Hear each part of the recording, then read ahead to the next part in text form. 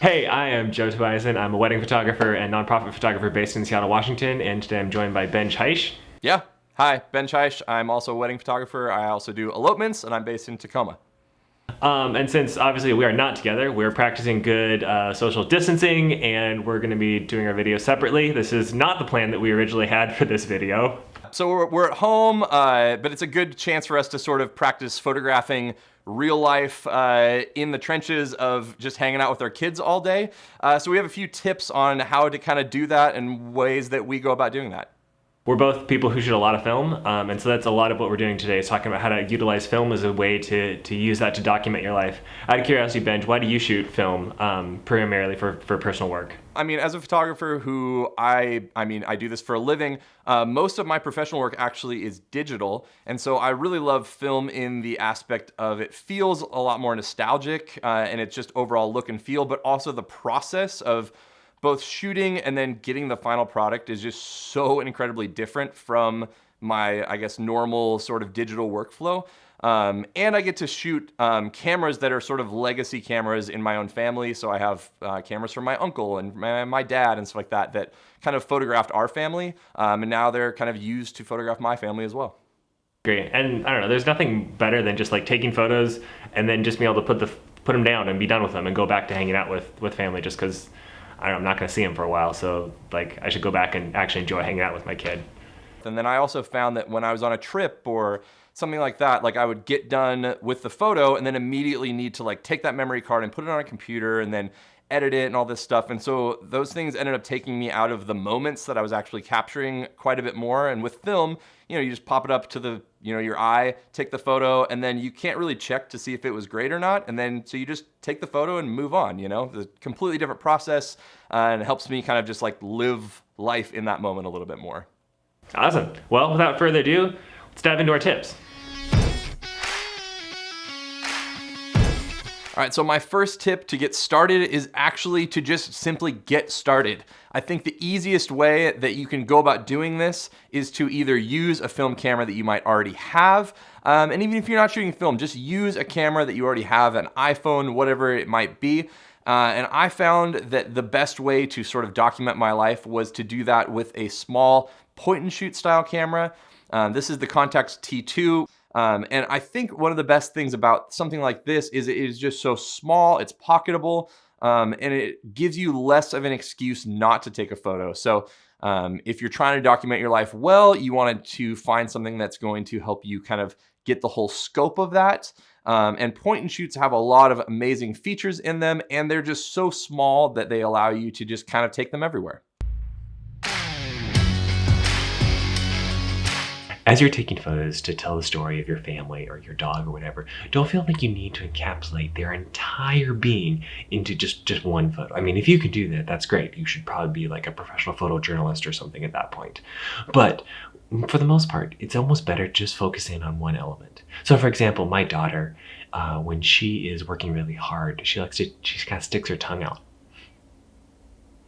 Just like that, as she's focusing. So I've been trying to take photos that really show that element. Or she has boots that she likes to jump around in puddles on. And so I've been taking photos of just the boots.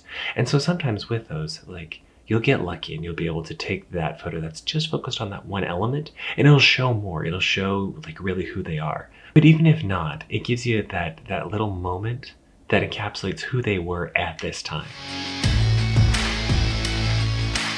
Another tip I have for doing this, especially now that most of us are kind of stuck indoors, is to use black and white film.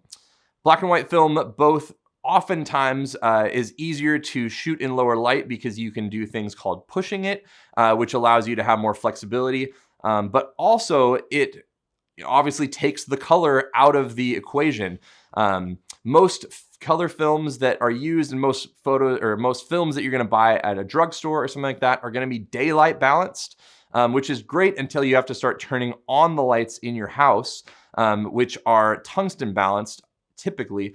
And so you're going to get sort of weird color shifts in between the lights that are in your house are way warmer than the light that the film specifically is made for, which is outdoor lighting. And so if you take black and white film, that is obviously going to kind of negate both of those things. So you could take a scene that has both outdoor lighting, indoor lighting. And if you take the photos on black and white, they're going to look a lot more clean and a lot more kind of cohesive than if you were doing it, as unintentionally as most of us are doing for snapshots without black and white film. There definitely are houses out there that have that perfect Pinterest light all the time.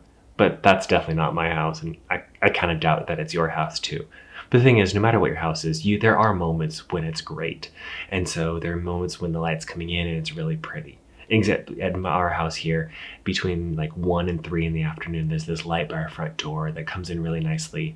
Or in the afternoon by our TV, kind of the entrance to the kitchen, comes through these side windows that we have. And so when I'm trying to take photos of Lena, if it's during those time frames, or I try to plan ahead, so we're going to be taking photos during those time frames, so that we can then go play in that light, and I can make experiences, I can make moments happen with the good light around, so that especially on film, I have that overabundance of good light to work with that'll really make those photos pop.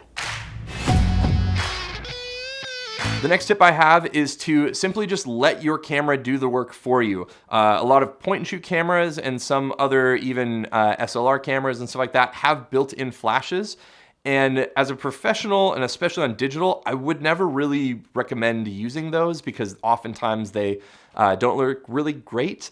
But especially on film, and especially on black and white film specifically, the flash looks really, really good, and the computers and metering and stuff like that in these point and shoot cameras and most film cameras, for whatever reason, are really, really good. And the light fall off and color gradations and everything like that on film specifically often make the flash look really, really good.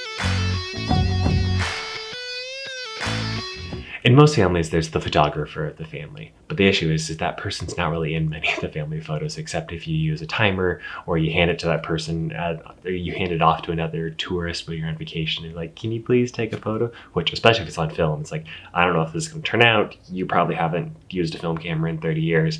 Ugh, it feels weird. So come up with other ways to get yourself into your film photos.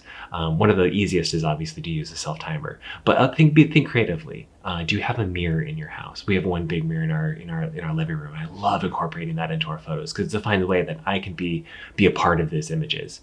Or if you're outside, maybe try throwing your own shadows into the photos. Like, yeah, maybe it feels a little bit weird. It looks like you're making a mistake, but it's a way of saying like, hey, look, I'm in this photo. I'm in this moment as well, and it's something that I want to remember.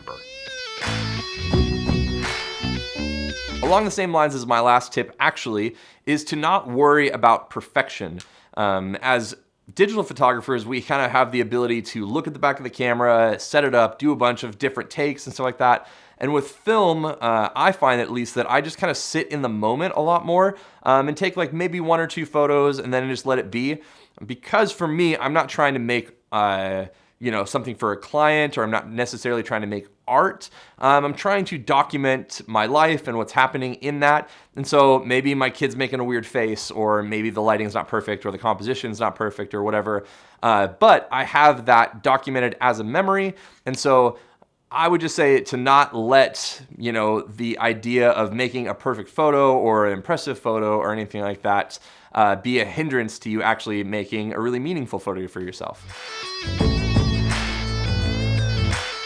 So obviously, film's expensive, and especially if you're out there and you're shooting, whether it be 35 or something like this, that it's even 120, you're getting up that each frame is going to be costing 75 cents to $2.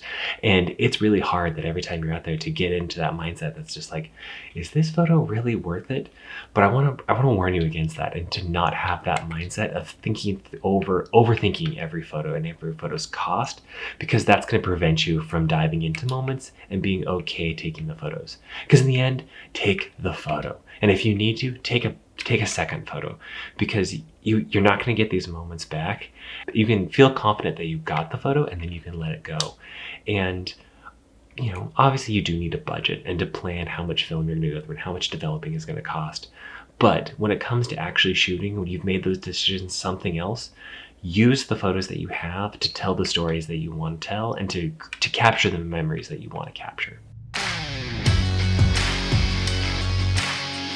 And another thing I'm trying to do is use elements of things that are kind of happening in current day, in the current time, to sort of place within the photographs at some point so that I have a reference of some sort as to when that photo was taken and what was going on within it. So with a lot of this coronavirus stuff and whatnot, I've often been having some of the news conferences on in the background while my kid plays, or a lot of the point and shoot cameras that I have the option to imprint the date directly on them. So that's obviously a great thing, whether or not you use it for every photo. I make sure that as I'm doing that, I at least imprint the date on one photo per roll. That way I just have a brief idea, general idea of when those photos were taken, so that, in 15, 20 years, or even a year from now, I'm gonna have a really good idea of when that photo was, how old I was, what was going on in the world, and how old my kid specifically was, which I think is going to be really, really interesting, and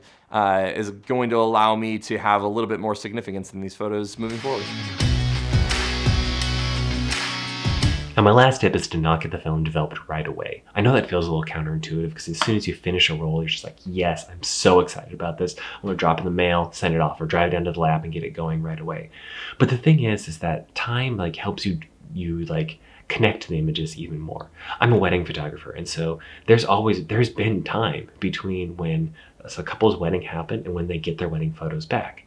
And I want them to have forgotten some of the things that happened. I want them to have forgotten some of the ways that they felt on the day, so that when they see those photos, when they get them back, they're able to tap back into that emotion again and those memories. And honestly, the same thing happens when you get your film back. And that's part of the joy of this, is that you have forgotten some of the photos you've taken, or the ones that you haven't forgotten, you're even more excited to see when they actually show up to your door.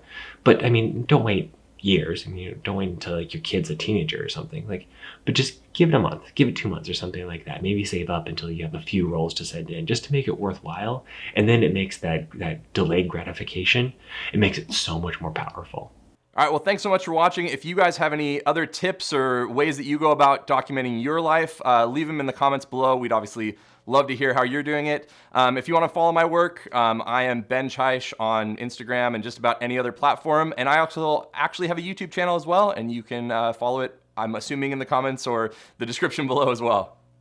Anyway, thanks again, Benj. I really appreciate chatting with you today, and I hope this is super helpful for everybody else. Have a good week, stay safe, and stay inside, and don't get sick.